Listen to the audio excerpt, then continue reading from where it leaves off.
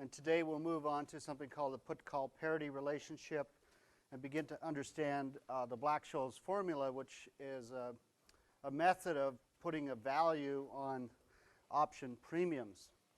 So this is approximately where we stopped. Here we have some premiums from the cotton market. We have our strike prices ranging from 54 to 59. I have circled those options that are in the money. These are all calls, and the underlying futures prices are over here. And if we just pick a few examples, we'll remind ourselves how to calculate the time value and the intrinsic value for the cotton market.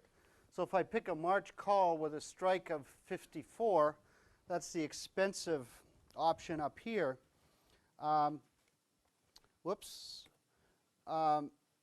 That's in the money because the underlying futures price on March is 56.55, and you're buying the right to go long at 54, so it's in the money.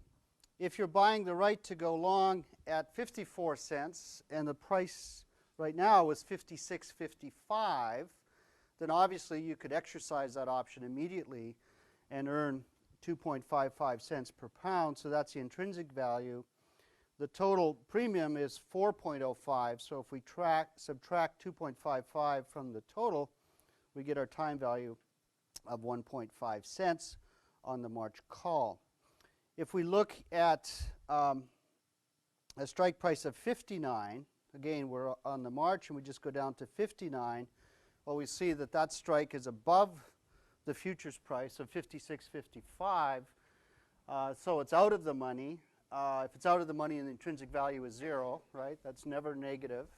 It's either 0 or positive. If it's 0, then the time value is simply equal to the premium, which is 1.7 cents per pound. So we see that with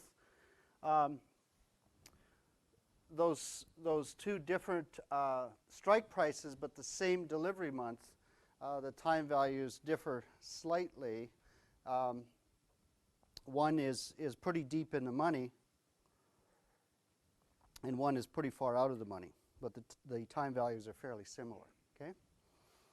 So, again, as I said last time, I think to prepare for the midterm, you just need to go through some of these markets and practice calculating the time value and the intrinsic value, because I'll give you 3 or 4 of these on the midterm. Now here are T-bonds. So we have $100,000 bonds. I've got the futures prices down here. I've circled those that are in the money, and those that aren't circled are out of the money. The IM is a little hard to see here, but if we look at December, the future is 101.1930 seconds. So if you buy it at 100, of course, there's a return there. If you bought at 102, there isn't, so that's out of the money. If you look at March, the March futures is just over 100, and so ditto, 102 is out of the money, and the June futures is 99. So there was no trading in the 98. The 100 is out of the money. So we only have these 4 that are in the money.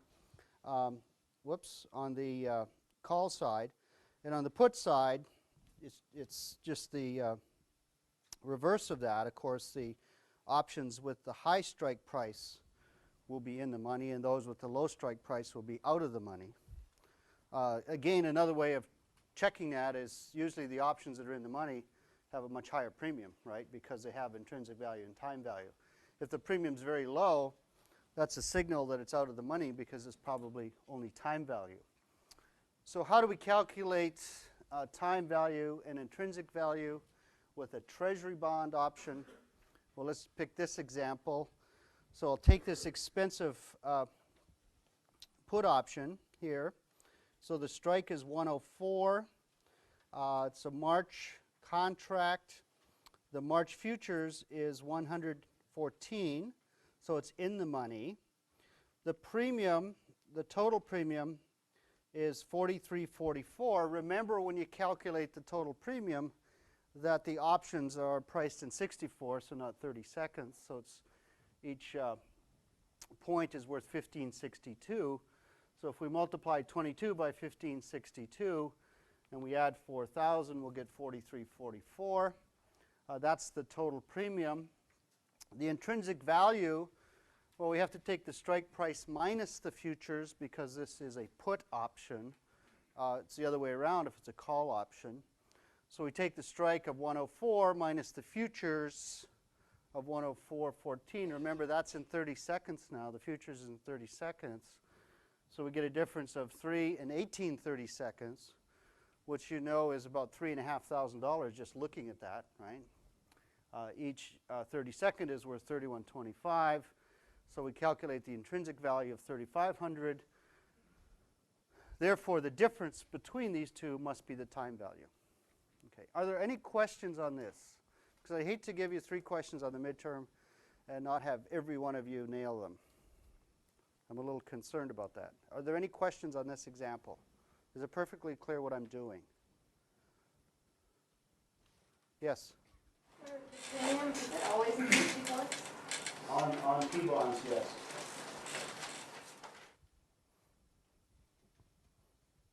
Okay, for those of you that missed class, I think it was last Friday, we went through the Wall Street Journal options page, and that's also on the class website, that particular page, if you want to watch the video where we walk through that. Any other questions on this example? Okay, so Montisha doesn't have to cover this during the review session, right? There was a question here, I think. Mary, did you? Oh, we did have a question about the numbers, how to reconcile it. Okay. Who's we? Oh, this row here. Okay. You had a question in the back. Is that just like a subtraction thing that I'm sorry. missing? The 3 and 18, 30 seconds? Yeah. Here? The 18? Yes. That kind of thing. Am I just doing math wrong? 18 and 14 should give you 32. Oh, okay. What's your exact question? No, sorry, it was just the math. Okay. Sorry. Yeah, it's going to add up to 104 if you add 3 and 18, 30 seconds. 18 plus 14 is 32, and that'll take you to 103 and then up to 104. Okay?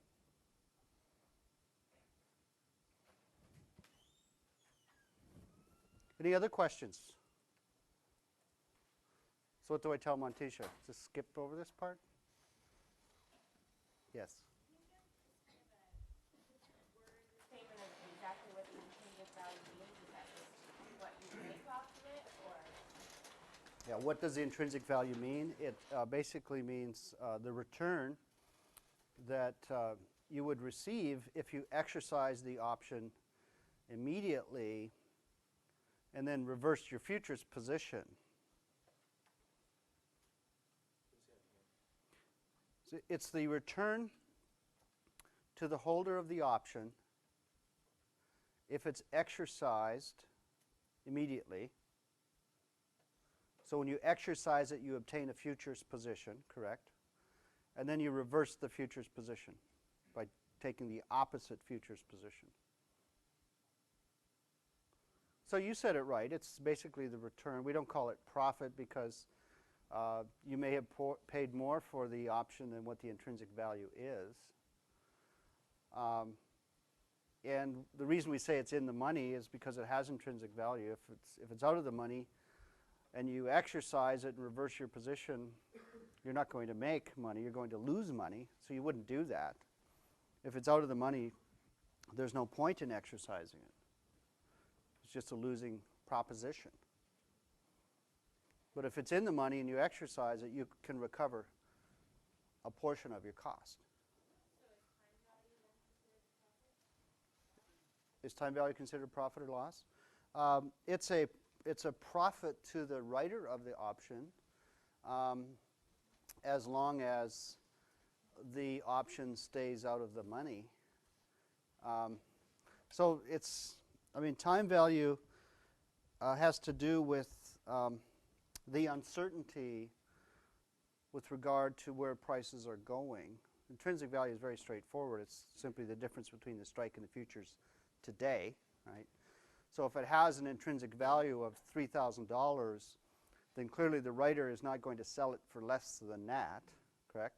They're going to ask at least the $3,000, the intrinsic value.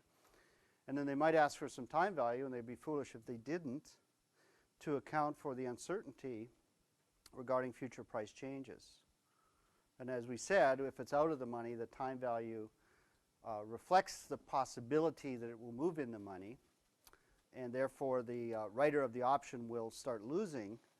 Or if it's in the money, it's just reflecting the probability that it will stay in the money versus move out of the money. So basically the writer of the option, as we said, the maximum profit for the option writer is the premium. So if there's no time value, it wouldn't make sense for anybody to write an option, really.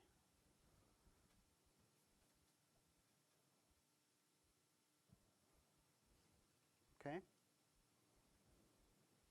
Does that answer your question, or? Okay.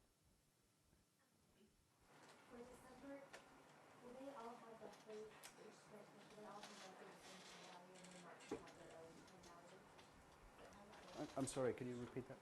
Like for December, Yeah. all the different purposes, will the time value be the same? Going with the March, all those will be for each transaction, will be interest? Yes. Approximately 10. The question is, would the time value on all these options be equal? They won't be exactly equal, but they'll be approximately the same. A big part of time value is, of course, how much time is left between now and expiry, because that's where the uncertainty comes in. Did you have a question?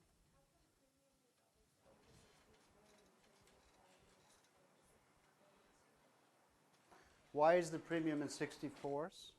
And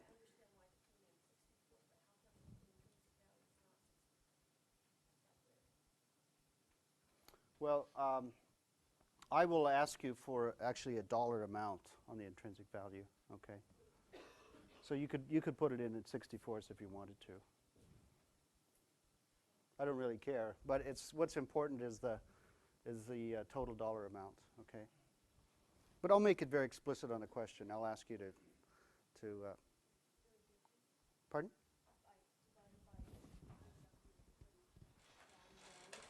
It'd be the same dollar value. Yes. Yeah. This would just be 36/64 instead of 18/32. Okay. Yes. Can a writer close this position by buying an option, or would that count more like a hedge? So the question is, can a writer close their position by buying an option? Yes, they could offset their position by taking the opposite position. And as far as the clearinghouse is concerned, they're canceled. And we'll get into some discussion of combining actually different options and options in futures where that might become more clear. Are you satisfied with the answer? Yeah. Okay. And it's a little tricky because the premiums are always in 64ths, and you know, I could have written this in 64ths too, but it would be equal to what I've written in 30 seconds. So.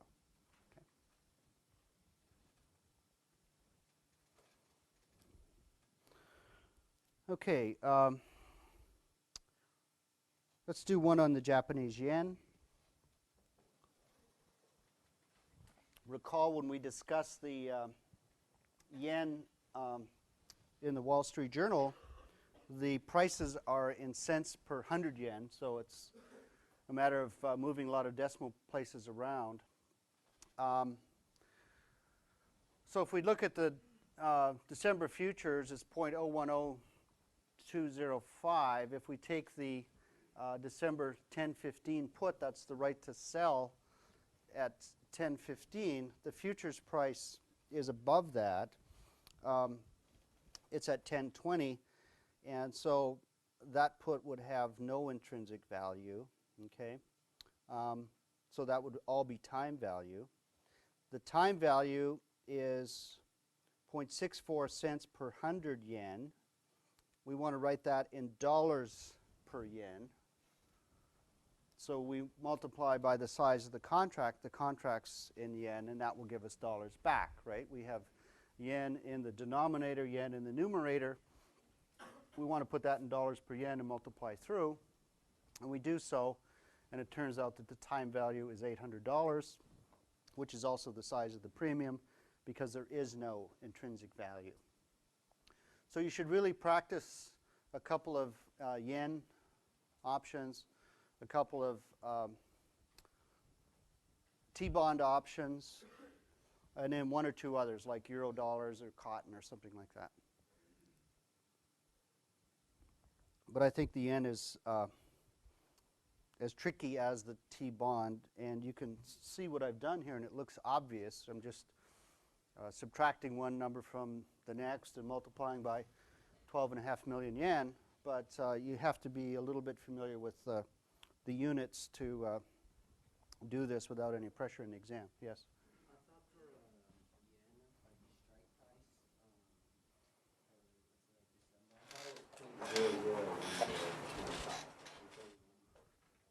It'd be 0.01. No, it'd be very close to 1 cent. Okay, it's right around 1 cent right now. So 1 cent is 100 yen to the dollar, and I don't know where the yen's. Does anybody know where the yen's trading right now? So it's very close to 100. Yeah, just over 100 yen. It is. Yeah. Yeah. The markets were pretty active yesterday, right? Stock market. Oh yeah, stock market was down. The dollar was way down. It hit a record low against the euro for two reasons. One is people are getting nervous about this war, and Bush's reception in London was not all that great. And secondly, the U.S. announced yesterday a set of import quotas on Chinese textile products, which is a very protectionist move and is viewed as a political move with the upcoming election a year from now to sort of bash China because of our current account deficit that we talked about in this class, which is brought on by the trade deficit. So that knocked the dollar down sharply yesterday too. Okay, I think I've managed to beat those examples to death. Now let's talk about something else. When you look at the set of option prices in the Wall Street Journal, we were sort of looking down columns and across rows and getting an idea why the premiums became larger as we moved across a row or smaller as we moved from the bottom of a column to the top of the column, depending whether it was a put or call. So I think we have a pretty good idea of some of the factors that affect the size of these premiums. But it's also the case that there's an important relationship that ties together a call and a put for the same strike price and delivery month. Now, we didn't look from one matrix to the other. We were always looking within the calls or within the puts when we had our discussion, right, about why is this number higher than the other one. But if it makes sense when you think of the put market, the market for put options and the market for call options, there are some underlying factors that determine the premium. And so if you have a call and a put for the same strike price and the same futures month, then they have a lot in common, right? The only difference being one's a right to go long and one's a right to go short. So you would think that the prices would be related, and they are related. And the relationship is called the put-call parity relationship. And it's an important arbitrage relationship. And if we go through the example, it will help us understand the Black-Scholes formula. Okay, it gets a little difficult. But the reason I'm going to spend time on this example is it's a nice lead into the Black-Scholes formula. So this is basically the relationship right here. It says a call premium minus a put premium. So if you look on the Wall Street page and you take a given strike price and a given delivery month, you take the difference between the call and the put premium, and that should equal the difference between the futures price and the strike price. If it does not, then there's an arbitrage opportunity. So the put-call parity comes from the fact that this call and put have a lot of factors in common, which is really the Black-Scholes formula, right? Underlying volatility, the difference between the strike and the futures, and so on. So those factors are in common. And also, there's an important arbitrage activity that goes on in the markets to ensure the put-call parity holds, because if it doesn't hold, you can earn a riskless return by taking an arbitrage position where you'll take a position in the call market, a position in the put market, and one in the futures market. If you take 3 positions and there's the put-call parity doesn't hold, then you can earn a return without any risk. So obviously that drives the prices back to their put-call relationship, the parity relationship. For the same reason, when we looked at a carrying charge market, if June futures was above December futures by a lot more than the storage costs, we know that arbitrage would kick in and you buy December and sell June, and that would bring you back down to the storage costs. So let me try to work through this example, and I think we'll have to take our time because it does get a bit messy. But the easiest way to explain put call, I think, is to look at an arbitrage opportunity and to basically look at the markets and see if it holds or not. So I've just taken this example. This came out of the Wall Street Journal. There's May soybeans. The futures price is $5.71 3/4. I chose a $6 strike, and there was the call premium, 16 3/4 cents, and the put premium is 43 cents. So I plugged these 4 numbers into the formula for the put-call parity relationship.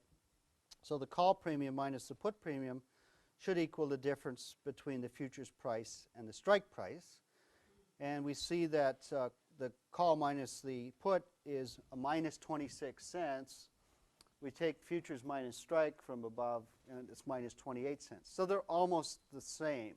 There are some transactions costs here. You're not going to buy a call, sell a put, and go long futures without incurring some transactions costs. So the difference of 2 cents is probably due to transactions costs. So in this case, the parity premium essentially holds. It's very close to holding. And how do we reassure ourselves that that is the case? Well, there's actually a number of ways we can do this. Basically, we can look at alternative arbitrage possibilities. Is there any way, given these prices, that we can take different positions in the put, the calls, and the futures and earn some expected return that's riskless? So let's suppose we do the following. Suppose we go long futures, and hopefully this will become clear by the end of the lecture as to why I'm going long futures. We're going long futures, we're going to sell a call, and we're going to buy a put. Okay, so that's our arbitrage position. We've got 3 assets. We're buying futures, we're selling a call, and we're going long a put. We buy futures. The futures price is at 5.71 3/4, so we go long there. We're selling a call option. The premium that we pocket is 16 3/4 cents, right? When you write the option or you sell it, you get the premium. And we're buying a put option, and that costs us 43 cents, right? And so that's money that we pay up front.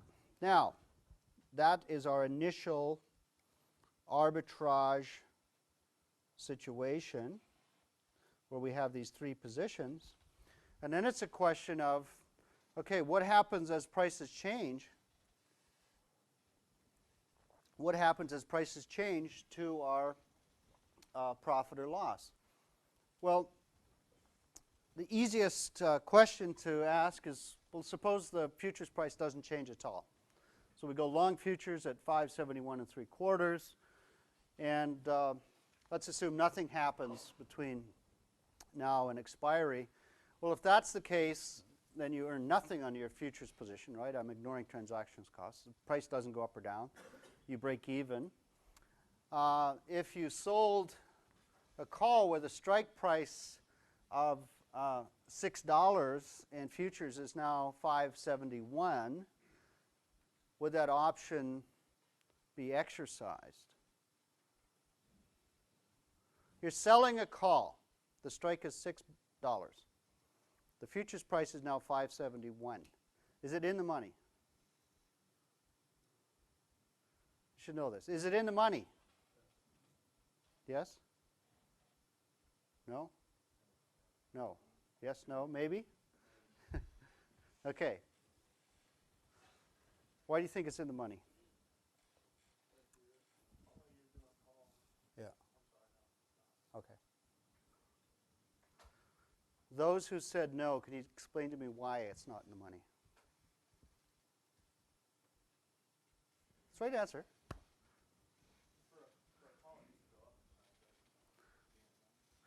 Well, you have to compare the futures price to the strike price, right? $6, and what's the futures? $5.71. So if the futures is now $5.71, would you want to be long at 6 today? Or if you did go long at 6, and reversed it, would you earn a profit or loss? Pardon?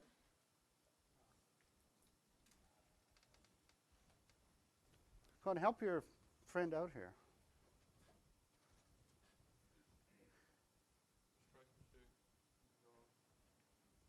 The strike is 6.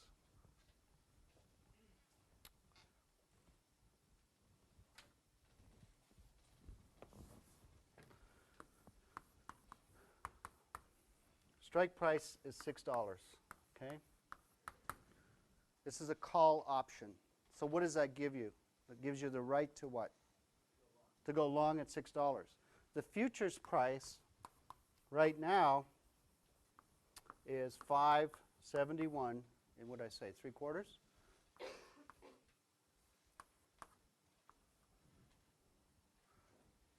So why is it not in the money?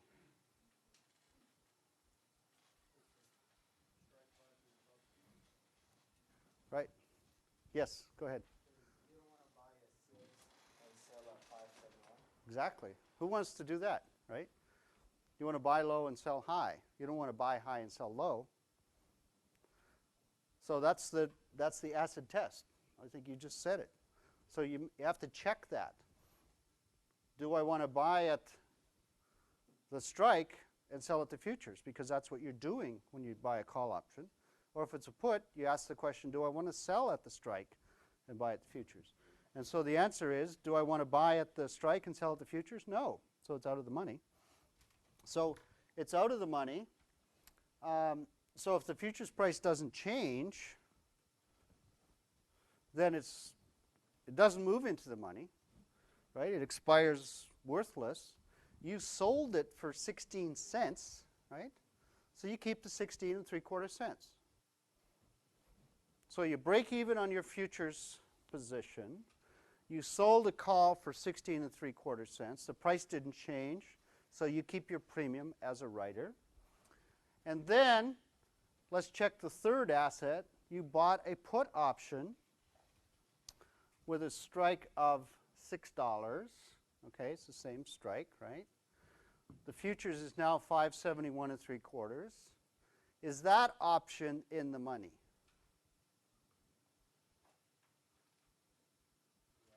Yes, thank you. Just ask yourself the question we just identified. With the put, you're buying the right to sell. Do you want to sell at 6 and buy at 5.71? Hey, I would do that anytime. Right? I want to sell at 6 and buy at 5.71. Of course, so it's in the money. So it's in the money, and let's assume that the futures doesn't change, and if it if that's the case, then the intrinsic value is 28.25 cents. The time value is eroding here, and so we can safely ignore it. So it expires at about 28.25 cents. Profit, because you can exercise the option, then reverse your futures position at 571. And you paid 43 cents for this option, right? You get back 28.25. So your net return on that is minus 14 cents.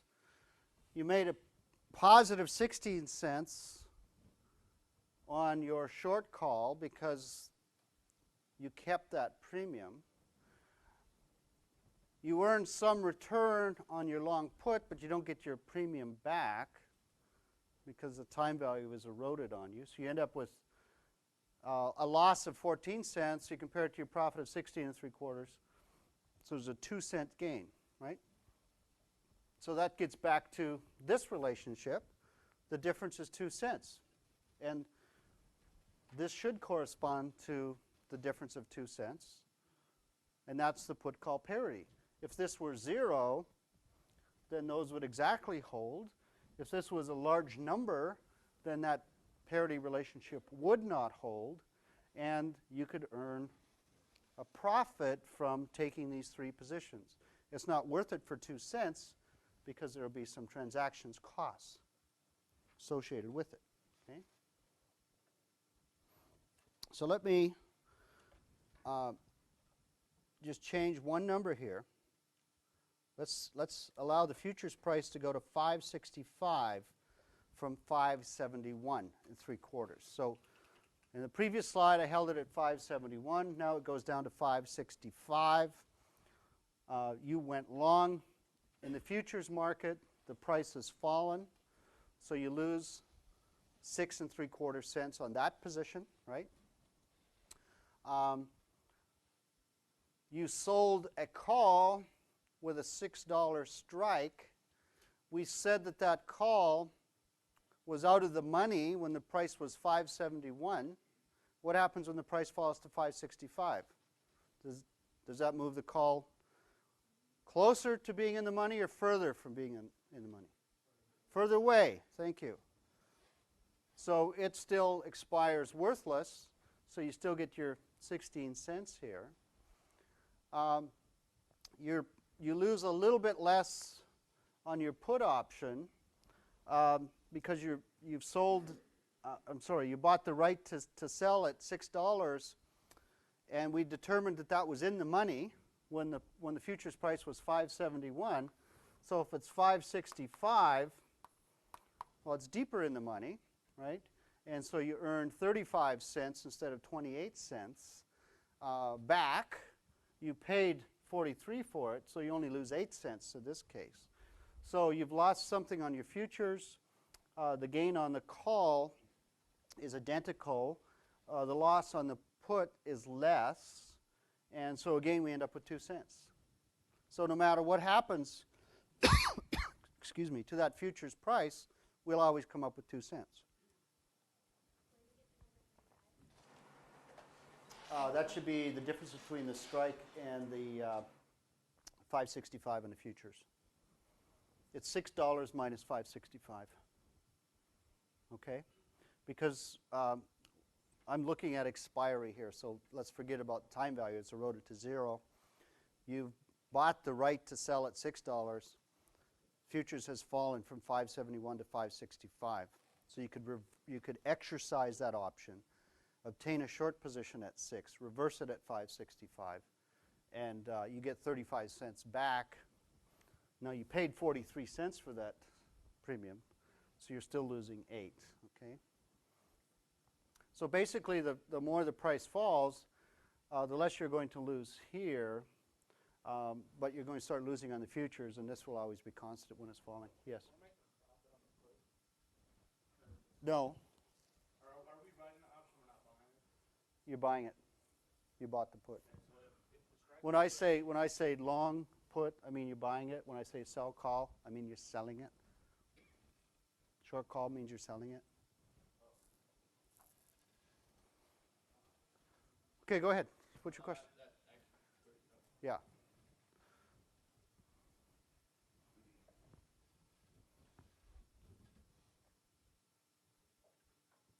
So let's look at this example graphically. As I said, we have to take our time with this example, but also this is going to be very helpful to you when we start discussing hedging with options. Because when we're hedging with options, we'll combine it with cash prices, and it's nice to look at it graphically. Okay, so we said that we were long futures, sold a call, and bought a put. Okay, so if we're long futures and the price is 571 3/4, then this is our payoff chart, right? That should be a 45-degree line. It looks like I have it a little bit steeper than that, but this is a 45-degree line. It's your payoff chart. If we buy a put and we pay 43 cents for that put, then our payoff chart looks like this blue line. The strike price is $6. Remember that the payoff for a call or put, when you've purchased one, is always kinked at the strike price. So we're buying this put. If the price stays high, above $6, then it's out of the money, correct? So to the right here, it's out of the money. So we just lose our 43 cents, which is shown over here. So this is relative to the current price. So we lose our 43 cents. If it hits $6 or goes below 6, well, then it's in the money. And we start earning some return back, as we saw. When the price falls, then you start moving up that payoff chart. And if it hits 557, well, that's the difference between the strike and what we paid for the option, correct? 43 cents. So if it hits 557, then we break even. You with me? Yes. The reason why you had a loss for put option is because the price didn't go down enough to 557. Correct. Yeah. If the price in the previous example, if I had, and we could have done that.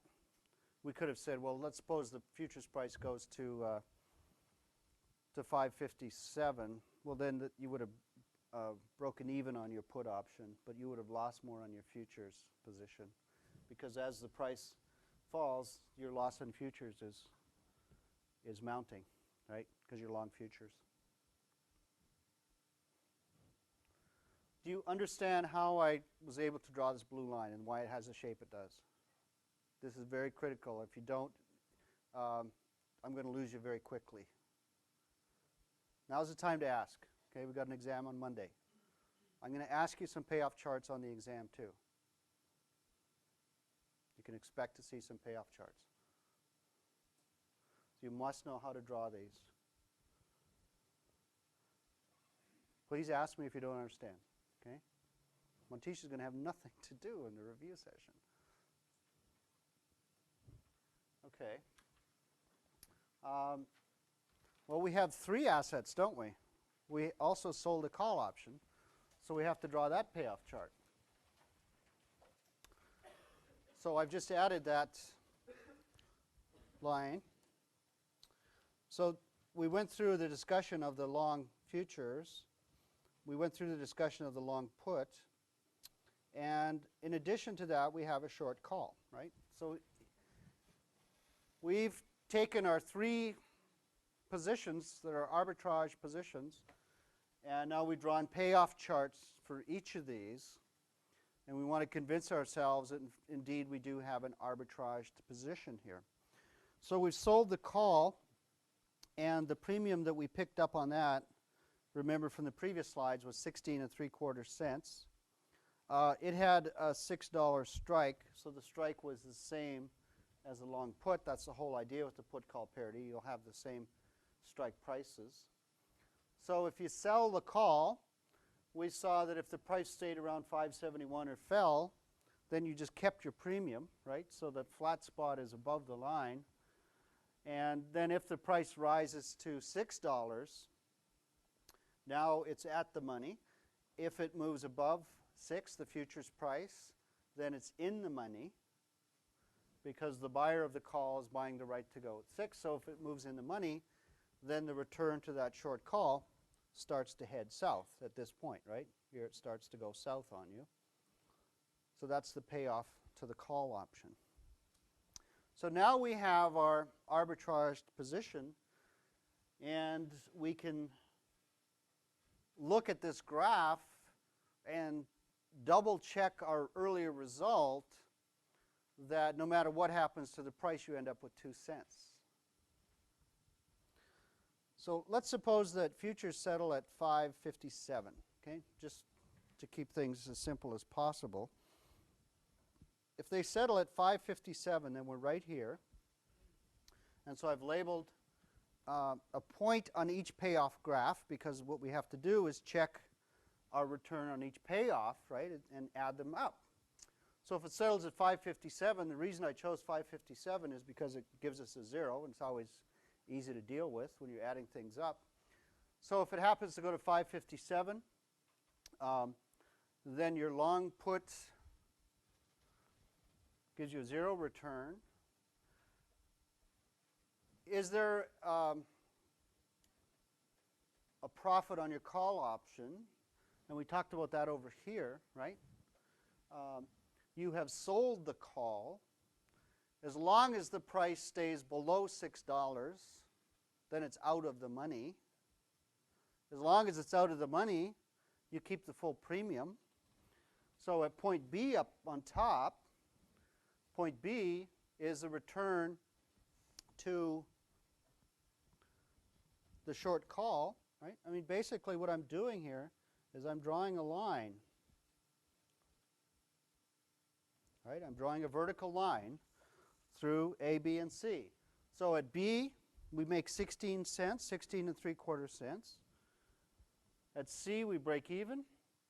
And what about A? Well, we have to take the difference between 571 3/4. That was where we bought the futures contract. The price is now down at 557, which means that we lose 14 3/4 cents on the futures. As we move down this 45-degree line to point A, you subtract 557 from 571 3/4.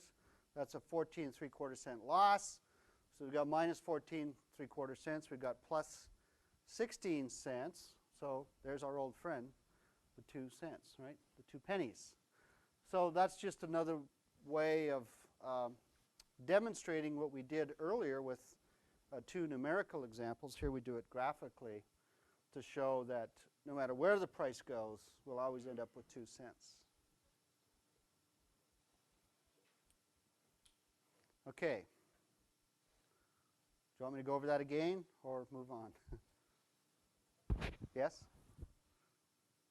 So where are the sticky points here? I know it gets messy when you put them all together, but if you're drawing the payoff charts, again, this is something you need to practice and become very familiar with. First of all, you should become familiar with the shapes, I think, to basically have an idea of what a long put looks like and a long call, because that will save some frustration in the exam. If I ask you a question to draw a payoff chart for a long put option, and you know roughly what that shape looks like, that's a good head start. Okay? So I ask you to draw a long put. Well, you know that because you're buying the option, there's going to be a flat spot there where the return is negative if it stays out of the money. If it stays out of the money, then you're going to lose your premium. So we want to start it down here, which was the size of the premium, 43 cents. And then it just becomes a 45-degree line once it moves into the money, right? And it should cross. You can check that. It should cross at the difference between the strike and what you paid for the premium, and that's your break-even point. So that's the blue line. And the short call, well, both the long put. Okay, so we have a long put that's going to look like this. And if we sell either a call or a put, well, then it's going to have a flat spot up here because there's going to be some positive return to the writer as long as it stays out of the money. Down here, it's a negative return to the buyer as long as it stays out of the money. So for the same reason, if we sell a call or a put, it's going to have a flat spot up top here, and then it's going to hit the strike price and move down according to a 45-degree line. So that's why I say become familiar with the shapes. Okay? So if we buy a call option, over there we said we're buying a put. If we buy a call, you know that it has a flat spot, again, at some negative range, where this is the premium you paid, correct? Yes? That's a long call. Yeah.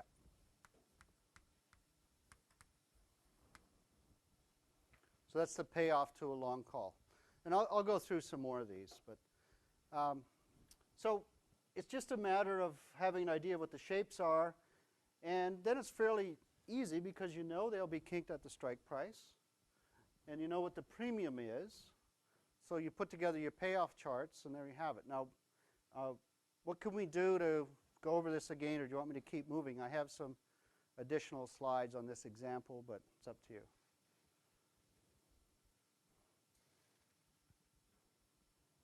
Guess I don't have much time, do I?